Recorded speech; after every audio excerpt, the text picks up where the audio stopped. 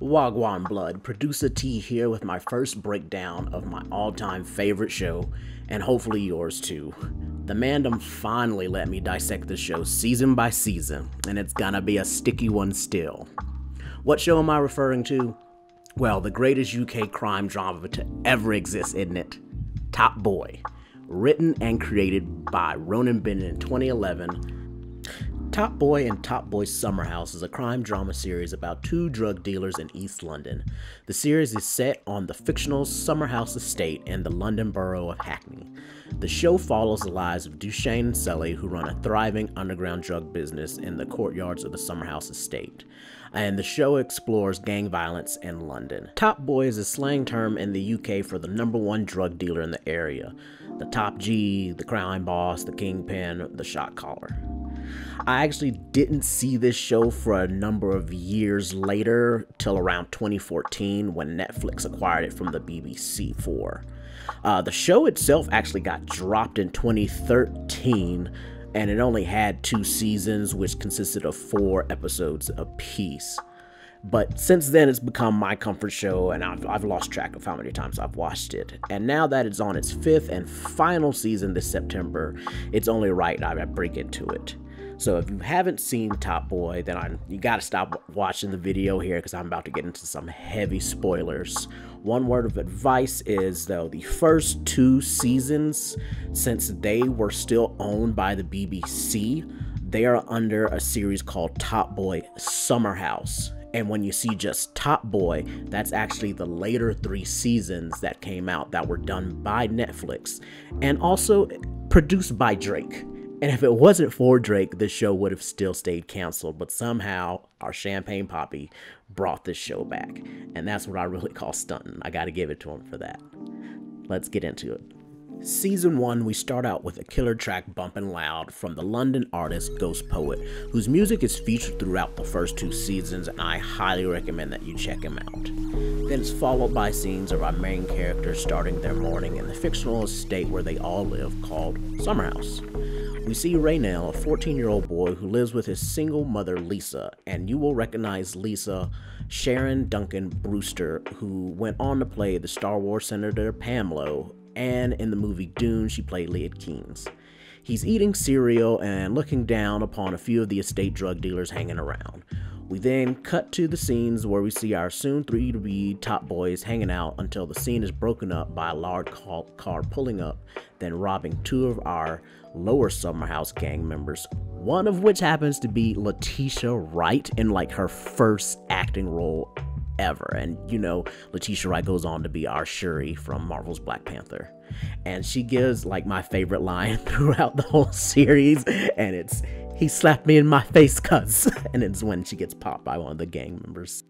He slapped me in my face, cuz. So fucking what? Yo! We learn that the gangsters who robbed them are from another rival gang called the London Fields, with their leader Kamali. London Fields would continue to be an on and off antagonist throughout the series for our Summer House gang, but more on that later. We cut back to Raynell trying to wake up his mother out of bed, who's going through some heavy depression for reasons unknown to the audience so far. He's trying his best to get her out, but to no avail. Next, we get introduced to what I'd assumed is the lieutenant of Summer House, a man named Lee, who's currently chastising the lower soldiers, Duchesne and Sully, who go on to be our 2 main characters throughout the series. With them being robbed, they are told they now owe the real top boy of Summer House, a man named Bobby Rakes, $3 grand. Yeah, Bobby, $3 grand. How can we owe $3 grand when... We then see Lisa, Raynell's mother, have a full-on breakdown at the grocery store, and then she's taken into mental care where she'll spend the next couple episodes at, and leaving our young Raynell on his own. We are then introduced to his best friend Jim, and I love this fucking kid. He was very money hungry and he just wants to get paid by any means, and he's famous for saying, "If someone gives you money, take it, bruv." Whenever someone offers you money, you take it. Especially when it's someone like Duchesne. With his mother now in the hospital, a family friend and former enforcer of Summer House, a man named Leon, who works at the same mental hospital, does his best to keep Raynell out of trouble. And man, do I admire Leon for like just stepping up like this, and I grow on to just love this character.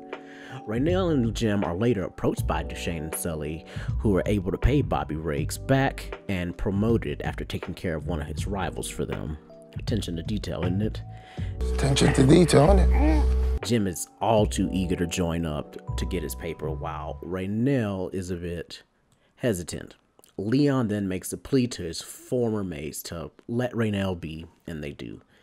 Jim, however, gets in it, like through and through, and gets tossed the ropes by Letitia Wright, and we can see a little budding romance between the two. However, things get pretty fucked up when Kamali comes around again and robs them once more. Duchesne and Sully this time suspects it's just not random, but there might be a snake in their midst. Episode 2 starts off with Duchesne and Sully getting chastised by top boy Bobby Rakes about getting robbed for a second time. This time not for $3K, but for 40 grand.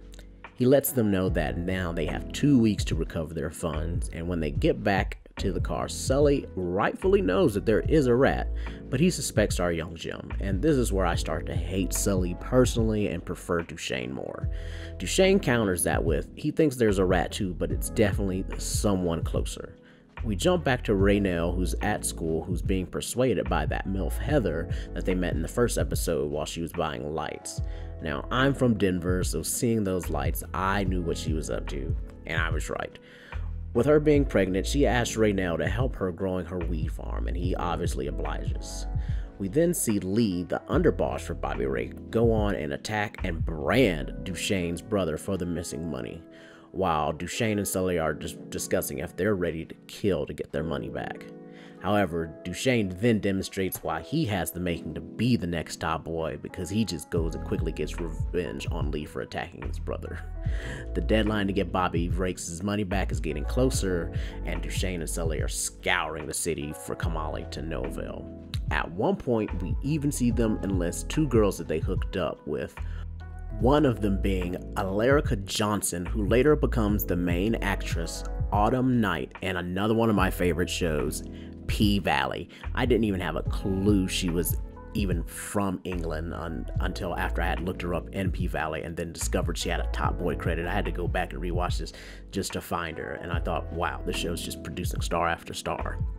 Next, a very peculiar scene happens, one that it didn't get revisited through the next couple seasons like most things do, and it's Duchesne and Sully. They're walking around the estate, and then Duchesne notices an older gentleman, and by the way they're kind of talking with each other, we can assume that this might be Duchesne's father walking with like a way younger half-brother with him. And, you know, they exchange a few pleasantries, and Sully tries to bring it up, but Duchesne just denies who he was, and that's it. It's never really seen again. Meanwhile, Lisa is doing some physical therapy to cope with her mental breakdown, which we find out that was brought on by her abusive ex. She gets a day to come home, but Raynell is busy with the farm and they miss each other. Now, with the clock ticking against Duchesne and Sully, they hatch a plan to kidnap Kamali's cousin and ransom him back for the drugs. But of course, things go south. Sully is the one that takes things too far, and they kind of end up with their first dead body on their hands as the episode ends. And for me, this last season was just done so well, from like the music score to the cinematography. It's like we have this peaceful, almost ethereal build-up of the music that like crescendos into this dark, heavy riffs as we see like Sully and Duchesne just stare into this car that they set on fire and burning the body, and they slowly walk away. Just pure brilliance right here. Episode 3 opens with Duchesne in church with his mother, who we see have a really sweet relationship, unlike with his father. We also learn that his mom doesn't like Sully just like me.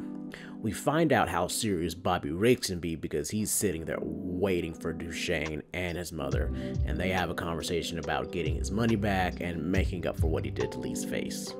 We cut to Raynell and Heather touring a flat that she wants to purchase, and that's far away from the dangers of Summer House, but she may not have the money because she wants to wholesale to one specific person, but Raynell offers to help by wanting to sell to the kids on Summer House. She quickly shuts down that idea, and of course we're going to find out why that's a bad idea. With Kamali's cousin dead, Duchesne and Sully send their young G's out to scout the memorial and the London Fields kind of main headquarters to see if Kamali pops out to pay respect to his cousin.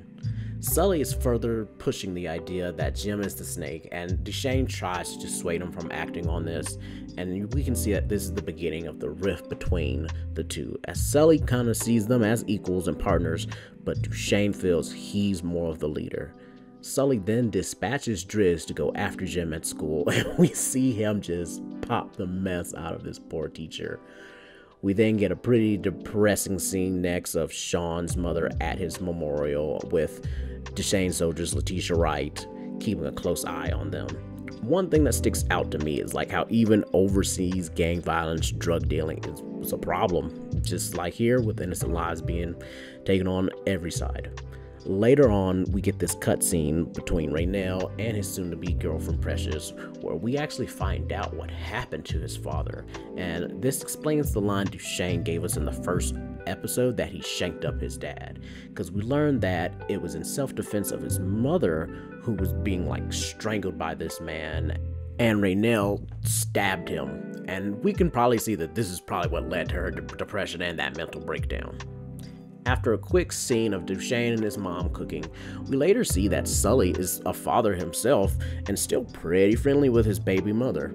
An interesting tidbit is that the song Girl by Jamie XX uses the line Sully says to his daughter, which is, "You're the most beautiful girl in all of Hackney," at the beginning of it. Beautiful girl in Hackney, And I remember just hearing this on the radio and was like, where have I heard that line from? And I was like, oh duh, it's from Top Boy.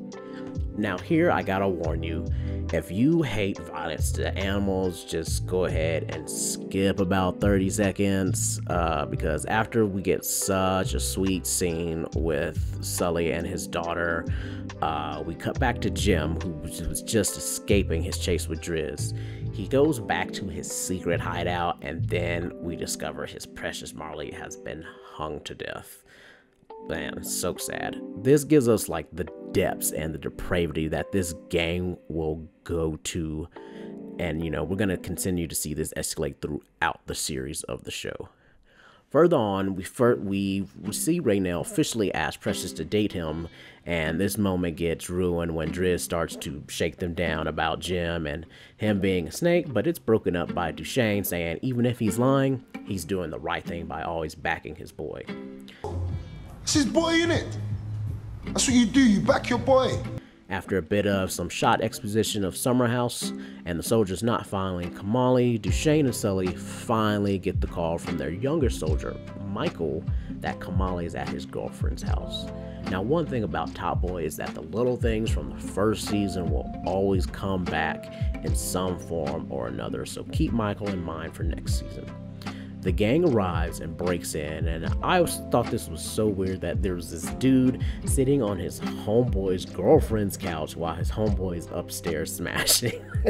But next we see him take a butcher knife deep into the arm, and I just thought Driz was such a dick by calling this man a pussy and telling him to shut up. It's like, bro, you nearly chopped this man's arm clean off and he's just not supposed to scream. Shut up, man. What weed is this?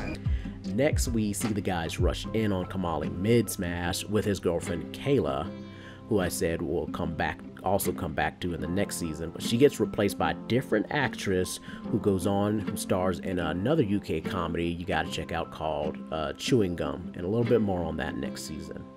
After beating Kamali up, who does not give them an answer, we see them do some of the most gangster shit ever. They bury this man alive for what seems like a few hours, and upon getting him out, he immediately squeals. So I really can't fault this plan. But next we see Sully hand Driz a gun, and he does the needed deed. Sully immediately takes back the gun, and it's giving me the impression that he's forcing Driz to do this. Later, Sully and Duchesne go to Trust Tires and find none other than the Lieutenant, Lee, with their food, revealing that he was the rat the whole time. Sully was right about there being a rat, but he was definitely wrong on the suspect. Sully then immediately encourages Duchesne to make the shot, and then Sully himself finishes it without hesitation, and they take back their food. Duchesne is left there for a minute with like a look on regret, and this plays into Sully being more ruthless one out of Duchesne, while he seems to like reflect a lot more on the consequences of his actions. With their food back, plus some of the other gangsters' food, they go out and celebrate. And one of the summer house soldiers gets called outside by a girl, and he ends up getting stabbed by another member of London Fields, who I believe was Ninja, and because we've seen him with Kamali before. Now, I said a lot of things always get brought back up, but they only kind of like mention this a little bit in the next episode, and from here on out, London Fields doesn't really confront them anymore until we get to season 3. We start our final episode of the season with Top Boy Bobby Riggs loading his gun to go meet with Duchesne and Sully about what happened to Lee. Duchesne explains that he was the snake, but Bobby questions, so why did you shoot him, implying it wasn't his call to make. But Sully jumps in, being hot-headed, reminding him that it was the only call that he was going to make anyway, so why raid around for it, and that it's Rake's fault since that was his boy. Duchesne quickly sushes Sully, and once he leaves, Duchesne reprimands Sully that, that's their boss and their supplier, but, Sully's just kissing his teeth at him. We cut to Raynell and Jim eating at Raynell's with Lisa finally back from the hospital. Raynell tells his mom that he needs to go study at Jim's house. Then Jim and Raynell run into Driz and Chantel outside. Driz calls them over and obviously lies about not being involved in the killing of his dog, and then gives Jim a stack of money. And next we see some really good growth from Jim, because remember, he said twice or more that whenever somebody gives you money, you take it. In which we know, don't do that, because you will eventually owe someone. But, as him and Raynell depart ways, you see him take that money and toss it in the trash. Jim's finally learned that money can't buy you happiness, and you shouldn't take it from everyone. Too bad it was a costly lesson for poor Marnie. And they part ways, and Raynell runs into Leon, and they share a sweet father-son moment about, bravery. And man, do I really like this Leon guy. Like, Leon, he meets up with Lisa, and he discusses Raynell, and Lisa finds out that he's going to go see his girlfriend and not study. And I gotta say, I am simping for Lisa and Raynell at this point. I mean, this guy stepped up for Raynell and her both big time. We go back and see an Asian fellow walking down the halls that appeared earlier, and this actor would later go on to become Marvel's Wong, because it is Benedict Wong way earlier into his career, just like Letitia Wright. Vincent, or Wong, gives the MILF, Heather, the price of buying the weed, which, as she mentioned earlier, would be a whole lot cheaper and not enough to get her flat. Raynell overhears this, and he takes matters into his own hands, thus making the worst mistake of the season. He goes straight to Della and Duchesne, and they make a bill to get the exact amount Heather would need for her flat, and Duchesne's pretty impressed with it, and Raynell agrees to the deal. But of course, Sully reminds me why I hate him so much when he interjects with, why pay 20 when you can have it for free, implying he's just gonna rob him. Next, we discover that Bobby Riggs may not be the top boy, and he gets his orders from a man named Joe, who's reminding him he's the supplier, and since all the killings happen, he can go try and work with the Turks instead. Little did I know how important this line about the Turks would be next season. Keep that in mind. Duchesne and Shelley and Driz are back on the road, but they're not selling anything due to the high police presence. Duchesne noticed that Sully is carrying around the gun that he killed Lee with, and Sully just brushes it off as protection to not get stabbed like their friend did in the last episode. Duchesne gets a call from Bobby Riggs, and it's Bobby wanting him to meet him alone without Sully, and this is definitely causing the rift between them. Lisa and Heather are having a chat, and we find out more about the abuse she went through with Wayne, who happens to be Raynell's dad, and then Heather goes into labor. Raynell's with the cutter, and I gotta call this out. Like I said, I'm from Colorado, and I know a thing or two about growing, and if these plants are getting cut, they're not gonna be ready for a whole nother month at least. There's a whole drying and curing process that needs to be done, and they're just acting like, they're ready. It's not. Anyway, He gets his picture or sample and once again impresses Duchesne, and Duchesne agrees to pay for him. Duchesne goes to inform Sully of his intention to pay Raynell when Sully still wants to rob him. Duchesne tells him nothing should happen to him since he wants Raynell to join up. Sully agrees, but once Duchesne leaves, he tells Driz he won't do that, and I just hate Sully. He just keeps wanting to be the bad guy here. Raynell goes to see Heather, who just had her baby, and he informs her of the new deal, and she rightfully panics, but Raynell tries to assure her that she's wrong. But we know she wasn't, because when Raynell leaves, Driz is right behind him to follow him.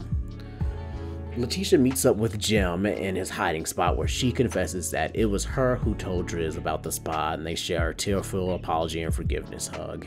Driz finds the farm by following Raynell while Lisa visits Heather, and Heather confesses that she had Raynell helping with the farm, and Lisa smacks the taste out of this woman's mouth. Like, in the middle of this maternity ward, it's open, and like just calls her a bitch to her face. You bitch! You're supposed to be... She again gets the location and then calls our guy Leon to meet at the farm. Raynell comes down and Sully is waiting for him and easily takes the bag away. Leon steps in and intervenes, and a fight ensues, and it appears that Leon does have the upper hand, but just like that, Leon is shot. Man, did this hit hard for me as part of the season finale. I was like just so rooting for our guy here. Duchesne goes to meet with Sully about the death of Leon, obviously angry about a third death on the estate and another innocent person again. This scene here, it puts me on Team Duchesne, because just the way that Sully just tries to brush it off like shooting someone is something that could just happen and not the deliberate act of him grabbing the gun and pulling the trigger in a fist fight. You know, Duchesne takes the murder weapon and he makes a call to Bobby Rakes about what they discussed earlier. We cut to Lisa and Raynell, who's in the police station, with Raynell obeying the oldest law there is in the hood, which is snitches get stitches, and he doesn't say who shot Leon. Duchesne meets with Bobby, and it looks like he's about to do the smart thing and let Sully take the fall, but instead shoots Rakes and he makes it look like a suicide. Duchesne head backs to Sully, and we are treated to that chaotic crescendo music from the first episode again, as Duchesne lets Sully know Rakes is dead because he wanted Sully dead, but he would never cross Sully. But you're my boy. I'm gonna do you nothing, no matter how fucking stupid you are. We see them part ways, with Duchesne clearly letting him know from now on he's the leader, and he departs with Driz in tow. As the music continues, we see Lisa and Raynell walking home as they see Duchesne arrive home too. As the music gets louder, Raynell puts out a kitchen knife, presumably like the one he used with his dad, and goes after Duchesne. They tussle, and Duchesne tries to explain it wasn't him at all, and that he's been backing him all the way. Thankfully, Lisa arrives and was able to separate the two, but also she puts her foot down that she doesn't want Duchesne around him anymore. The next morning, Raynell is walking with Jim and gets a surprise package from Duchesne. He delivers it to Heather, and it was the $20K after all, and she was able to get her flat. Duchesne now meets with his supplier, Joe, now that Bobby Rakes is gone. Joe says he feels like Bobby was gift-wrapped for the police, implying he knows it was him, but he kind of just laughs it off, and considering he looks very impressed with Duchesne. They agree on a deal, and next we see Vincent, Jim, and Chantal in an empty grow house as Vincent explains how much it would be to get the whole operation going. He gives them a deal that he will give them equipment in exchange for the first crop, and that the first crop's probably worth about $10K. This is very important to remember for next season. We then go to Raynell overlooking the city as Tear This City Down plays in the background, as we continue to see Raynell's point of view overlooking the state, and we fade to the credits. Man, what a first season, and I think I've watched this at least 15 times over at the time of writing, and with each rewatch it gets better and better. There's just so many little things that you won't catch the first time or maybe even the second time, but it's been worth the watch. And I can agree with people calling this the UK version of The Wire. It has the same intensity with characters you can relate to, especially grow attached to, and of course hate or love to hate in case of Sully with me. As I go on with each visit of each season, I'll connect the dots for you all. So thank you all for tuning in and listening, and please don't forget to like and subscribe so you can see when we have our next video for Top Boy Season 2. Peace.